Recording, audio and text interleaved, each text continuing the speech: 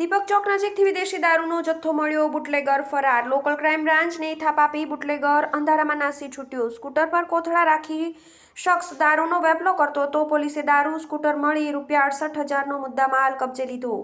શહેરના આનંદનગર દીપક ચોક જાહેર રોડ પર સ્કૂટર પર વિદેશી દારૂનો વેપલો ચાલતો હોવાની માહિતીના આધારે લોકલ ક્રાઇમ બ્રાન્ચે દરોડો કર્યો ત્યારે વેપલો કર્યો શખ્સ અંધારામાં નાસી છૂટ્યો હતો. જ્યારે પોલીસે વિદેશી દારૂ અને સ્કૂટર કબજે લઈ વધુ તપાસ હાથ ધરી છે.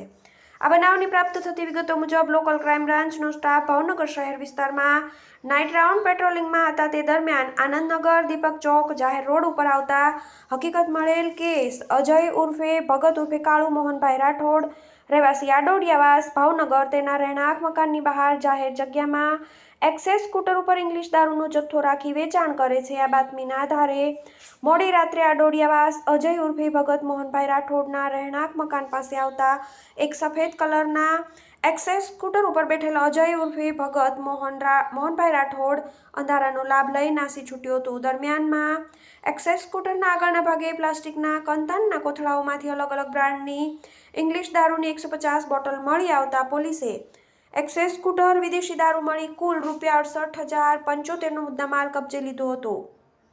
લોકલ ક્રાઇમ બ્રાન્ચે નાસી છૂટેલા અજય ઉર્ફે ભગત વિરુદ્ધ ઘોઘા રોડ પોલીસ મથકમાં ગુનો દાખલ કરાવતા પોલીસે વધુ તપાસ હાથ ધરી છે. TV18 news Bhavnagar.